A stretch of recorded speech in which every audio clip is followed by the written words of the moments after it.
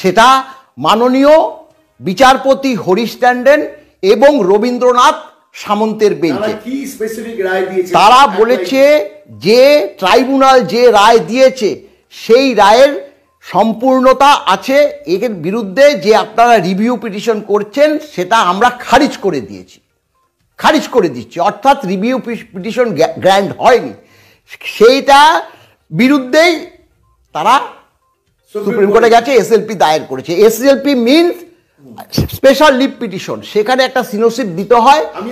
আমি আপনাকে মনোবাবু একটা খুব স্পেসিফিক প্রশ্ন করছি সাধারণ আমাদের দর্শকদের স্বার্থে, সেটা হচ্ছে যে দেখুন একটা মামলা হাইকোর্টে ডিভিশন বেঞ্চ দিল, সেটা আমার পছন্দ হলো না, আমি সুপ্রিম কোর্টে গেলাম, সেই মামলার শুনানি আর এখানে এই ডিভিশন বেঞ্চের রায়, তার বিরুদ্ধে এসএলপি, এই দুটো মামলা, একটা মামলা সুপ্রিম কোর্টে শুনানি আর এসএলপির সুপ্রিম কোর্টে শুনানি, তফাৎটা কি একটু দর্শকদের বোঝান? তফাৎটা দেখুন, সুপ্রিম কোর্টে তো আমাদের এসএলপি গেছে, আমরা হাইকোর্টে বলতে পারি হাইকোর্ট বলতে স্পেশাল লিভ পিটিশন রাজ্য সরকার করেছে, মামলাটা রাজ্য সরকার করেছে। জেনারেল মামলার সঙ্গে এসএলপি তফাৎ, এসএলপি মিন্স হচ্ছে যে পোর্শনটুকু নিয়ে সুপ্রিম কোর্টে গেছে সেটা যে কি ভুল, সেই ভুলটা প্রমাণ করতে হবে রাজ্য সরকারকে, যারা নিয়ে যাবে রাজ্য সরকারকে, সেই ভুলটা প্রমাণ, সেটা যদি মহামান্য সুপ্রিম কোর্ট রাজ্য সরকারের কাছে জানতে চায়, রাজ্য সরকারের কিন্তু তার উত্তর দিতে হবে, এবং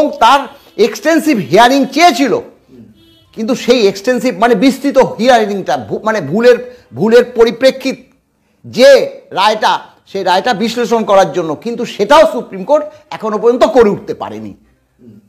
মানে পুরো মামলাটাকে বিশ্লেষণ করার জন্য টাইম কিলিং এর জন্য এটা বোধহয় চেষ্টা করা। টাইম কিলিং তো আমরা প্রথমেই তো বলেছি, টাইম কিলিং যে এখানে যে হাইকোর্ট, আমি একটু স্পেসিফিক হচ্ছি, আমি এত ডিটেইলসে যাচ্ছি, এসএলপি তো 1 মিনিটেও ডিসপোজড অফ হয়ে গেছে, সেটাই ম্যাক্সিমাম হয়। এখানে এসএলপি মানে অ্যাডমিশনটা হবে না খারিজ করা হবে, এই অ্যাডমিশন হলে পূর্ণাঙ্গ শুনানি হবে। হাইকোর্টের ডিভিশন বেঞ্চ, সেই ডিভিশন বেঞ্চ যে রায়টা দিয়েছে তার বিরুদ্ধে স্পেশাল লিভ পিটিশন রাজ্য সরকার এবং সেটা সিনপসিস আকারে দিয়েছে, এইখানটা ভুল হয়েছে একদম। সুপ্রিম কোর্ট মনে করতে পারে যে রাজ্য সরকারের এই কথাটার কোনো মূল্য নেই, খারিজ করে দিল, ব্যাস রায় হয়ে গেল, সঙ্গে তারপর তাহলে রাজ্য সরকারকে দিয়ে দিতে হবে একদম।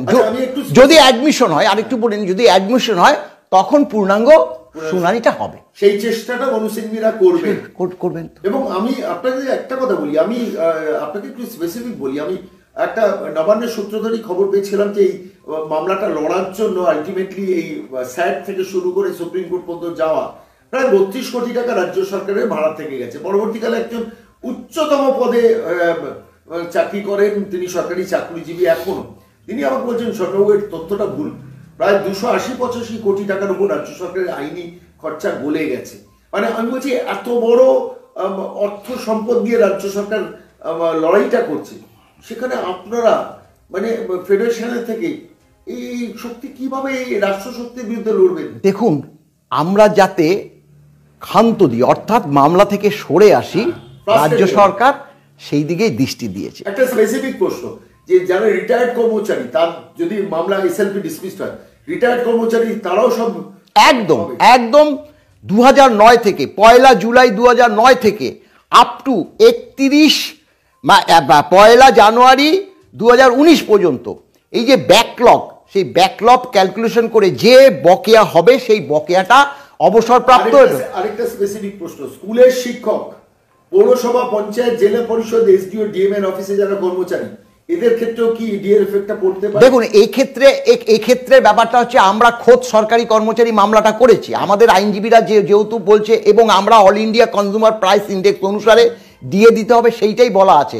সরকারি কর্মচারীদের দিয়ে দিতে হবে সেটা কিন্তু বলা নেই, এটা রোপাতে আইন মাফিক বলা হয়েছে। যে দেখবেন রায়গুলোতে বলা হয়েছে যে এআইসিপিআই অনুসারে শিক্ষক, পুরসভা, পঞ্চায়েত সব এরাও কিন্তু all India consumer price index অনুসারে ডিএ পায়। আপনারা ডিএটা যদি পান, ডিএর বর্ধিত ডিএটা যদি পান, তাহলে কি এরাও পাবে? এরা আবার মামলা হয়তো করতে হবে, সেটা আইনজীবীদের মত, কারণ যেহেতু এটা খোদ রাজ্য সরকারি কর্মচারীরা করছে, সরকার যদি রাজনৈতিক কারণে মেনে নেয় তো ভালো, সরকার যদি রাজনৈতিক কারণে না মানে শুধু সরকারি কর্মচারীদের দেয় আমাদের আইনজীবীরা বলেছে এই রায় নিয়ে তারা মামলায় গেলে একটা হিয়ারিং দুটো হিয়ারিংই আপনার